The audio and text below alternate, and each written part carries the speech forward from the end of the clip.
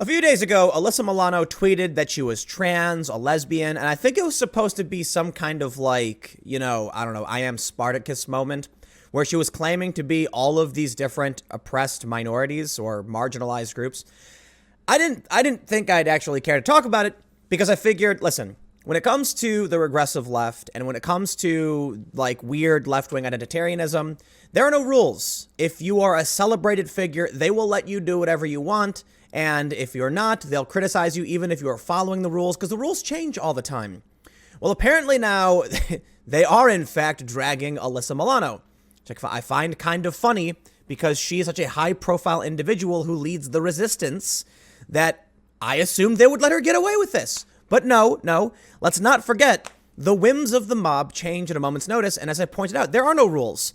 So how do you make a prediction as to what is or isn't acceptable? Well, apparently she tweeted some utter nonsense on Friday about how she's all of these different marginalized groups.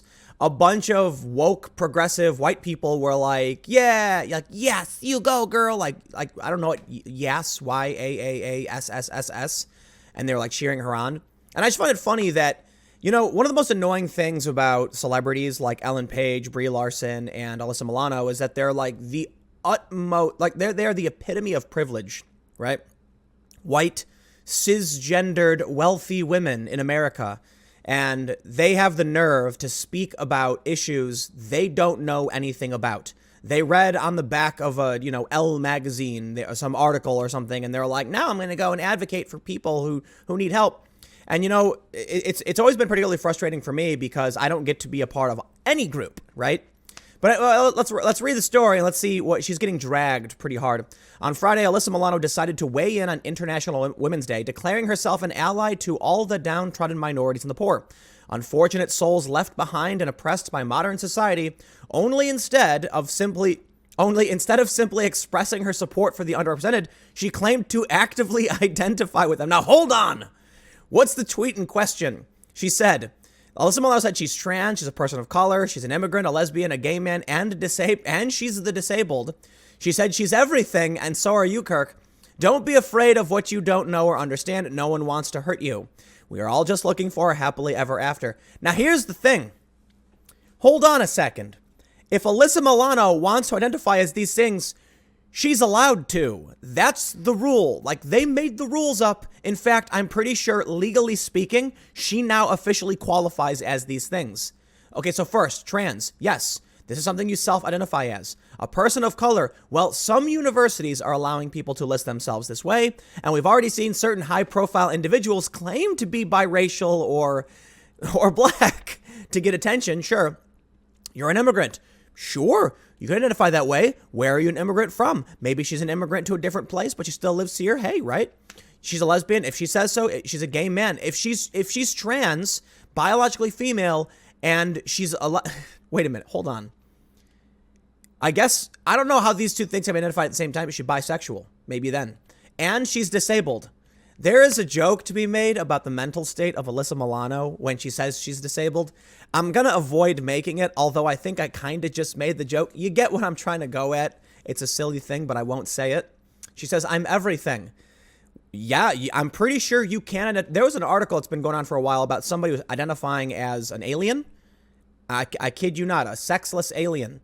And okay, listen, I am not exaggerating when I say in many jurisdictions, New York City especially, I'm pretty sure California, you can identify as literally anything you want and it must be upheld. So in New York City, if you say you're an alien, you're alien gender. They have to respect that. Well, she got a bunch of flack for it. Gad said, responded, How about stop focusing on identity politics and simply recognize each person's individual dignity, void of these progressive markers of victimhood? Stop adhering to the I'm a victim, therefore I am. Well, because victimhood is power. Why? We're good-natured people and we want to help others. So when we see someone in need, we go to help them. What have these weird people learned? These dogmatic zealots? Well, here's my thing. Here's my opinion. They're power hungry. They found a path to power, and they're going to use it, and they're going to exploit our good nature by saying nonsensical things like Alyssa Milano claiming she's both a gay man and a lesbian. Okay. So critics of social justice warrior culture can spot precisely where Milano went wrong. No, that's not true. That's not fair. While white people, and in particular white feminists, are privileged, and while they may use that privilege to bring attention to the plight of oppressed and minority peoples, they cannot take on those characteristics for themselves, since they really don't have the lived experience necessary to truly understand how the people they're representing feel.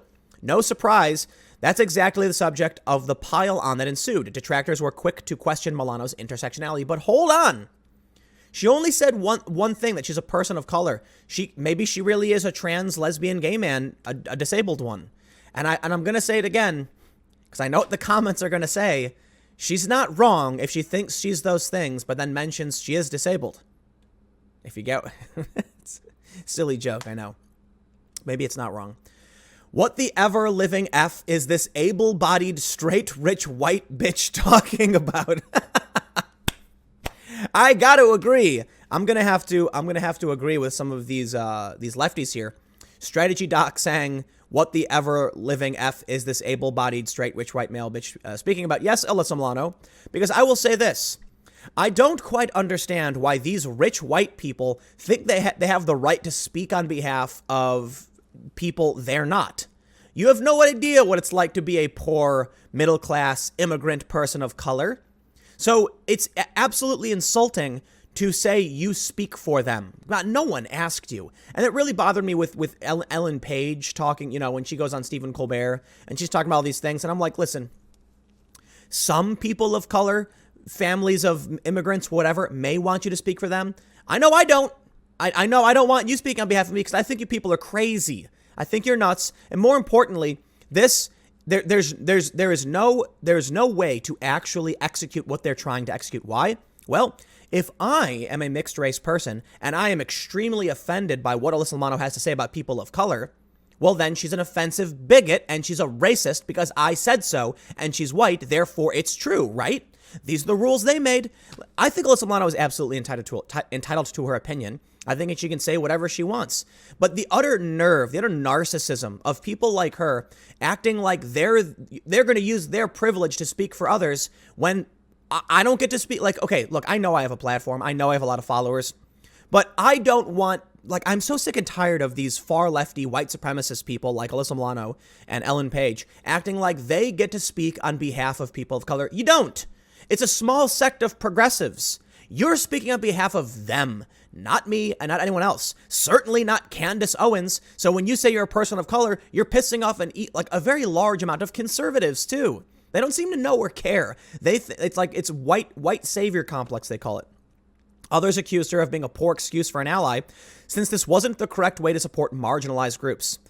This woman saying, this is not how to be an ally. You are neither of these identities, so have no idea on the struggles faced by these marginalized groups. If you want to support these groups, say, I stand with, not I am. And it's funny because it looks like this is a white person, but I want to point something out. It's really funny.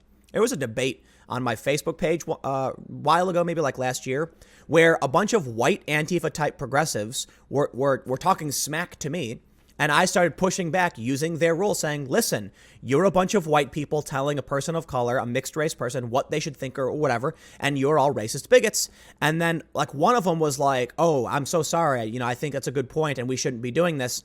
And then an argument ensued between these two white people about whether or not they had a right to tell me how to live my life. And I'm like, how can you advocate for respecting, marginalized groups? And then when one of these marginalized groups pushes back on you and calls you a racist, you freak out. I especially love when these progressives say racists sure hate being called racist. And I'm like, yeah, you're a racist. And then they freak out. I'm like, you see what you've done there? You're proving your own point. This one's great. Elise said, I am so tired of straight, white, able-bodied cis women sloppily using intersectionality as a brand. Me too. There was a Twitter thread from a Muslim woman talking about how she didn't want to be on someone's, diversity in gaming panel, something like that. I didn't actually say it, but I saw people talking about it. And it's like, yes, this is right. This is what you need to realize. People like Alyssa Milano don't actually care about any of these things. Maybe they think they do, or maybe they want to push this brand. But in the end, they're just latching on to the politics of the era that they think is going to get them attention, and that's the game they play. They're using it as a brand. That's not my opinion. That is a leftist opinion. That these people are corporate feminists who are acting like they care and speaking on behalf of people who beg them to shut the fuck up. It's as simple as this.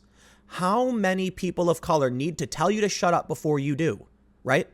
Again, Alyssa Milano can say whatever she wants, and we can drag her in response. This is how speech works. So if she wants to say these things, I respect her more for it. I respect people who are willing to stand up and say what they believe. Now, do I think she actually believes this stuff? No, I think she was making a stupid point, and she doesn't realize that there's no way to not be offensive.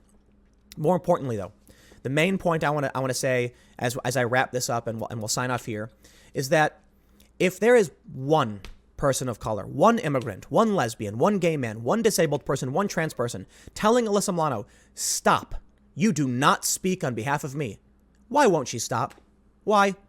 How many people, how many black conservatives need to tell these people to screw off before they do? They won't. And then they act like this is the most mind-blowing thing. The white progressive left that believes in this weird dogmatic white supremacy that they push, they think, and I'll tell you why I call it white supremacy, specifically this point, is because if you think there's marginalized groups that you should be speaking on behalf of, and a large portion of, black people are conservative, it's true, and Candace Owens, for instance, these people then call Candace Owens a white supremacist or internalizing racism, and it's like, or other racial slurs, I'm not going to say them. And I'm like, how does it make you not the racist? Like, how are you not racist when you attack people of color for their opinions? My God, here's what we should take away from all this. Now, she did offer a tacit apology. She said, I'm sorry if it offended. I see and hear you, but just as a reminder, empathy is not a bad thing. She said, I can identify with and not as. No, you literally said you were. So good on people for dragging her for her stupid corporate feminism. I'll end by pointing out I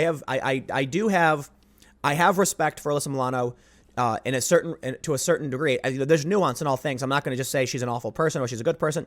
I think she has really dumb beliefs, but I have seen her, during the Me Too movement and with Asia Argento and with the Women's March coming out and calling out her own side, and that absolutely deserves recognition. That doesn't mean Alyssa Milano's perfect. It doesn't mean she gets away with saying these ridiculous things. But I always want to make sure we're not pushing a narrative where we're like, everyone is evil. That's not true. I think she has a dumb opinion and she made a dumb tweet. That's about it.